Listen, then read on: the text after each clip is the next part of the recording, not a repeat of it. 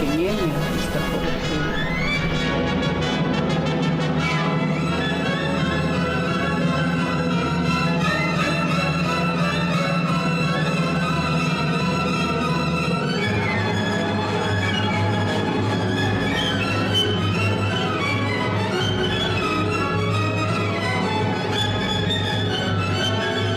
Сейчас расскажем, когда уже пришли о наследии, которое у нас хранится примерно в нескольких словах в архиве.